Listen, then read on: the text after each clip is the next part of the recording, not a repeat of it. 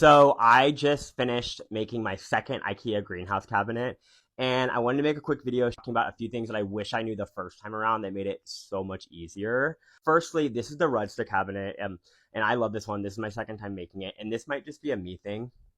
Okay, so don't judge me. And I'm admittedly not handy, but the first time I tried to build a Rudster, I'm not kidding you. I think I had to rebuild it like 4 or 5 times because I didn't pay close enough attention to the instructions. I still argue that they're confusing, but just if you're building this one specifically, just pay attention. The second thing that I wish I knew that made it a lot easier when building my IKEA greenhouse cabinet is that this one specifically, I don't know about the Millsbow, but the Rudsta is magnetic. Like the back panel is magnetic as well as the top.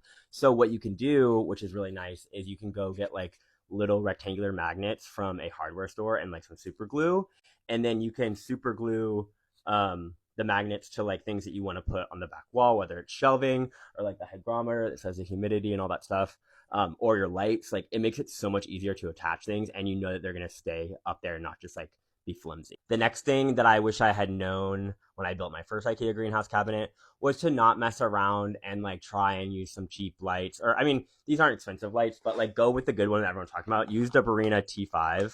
I've talked about Barina in other videos. I have a bajillion Barina lights, but one thing that people don't talk about the T5 that's really nice is they're very customizable.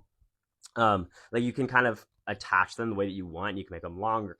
I'll try and include like a little clip of what I'm talking about here, but basically like you can customize them the way you want. I've actually customized them before for like a super long plant, like bookshelf type thing, and connected like 8 of them in a row. So yeah, and the T5s, my plants that are under the T5s in my other IKEA greenhouse cabinet are thriving. But another thing I wish I knew pertaining to the T5s is they come in 3 different colors. I think they come in pink, white, and yellow. And I have white ones in my other cabinet, but I got the yellow this time because for me personally, again, this is just a personal preference, but I think it looks a lot better.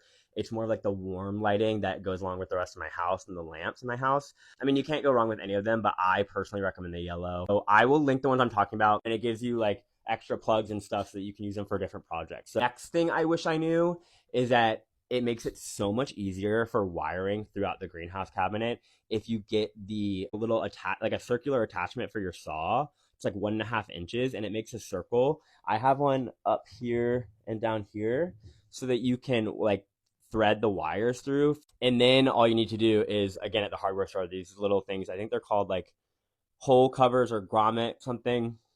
I can attach a picture, but then you cover those up so that like not too much like humidity will get out. Yeah, those are just a few of the things I wish I knew. There's actually a lot more. It took me a long time to learn how to get my other IKEA cabinet to that 99% humidity level like I have in that one video. So if you want me to talk about that or you want to know more in details, I can make a full video about it. But anyways, I hope that helps. Bye.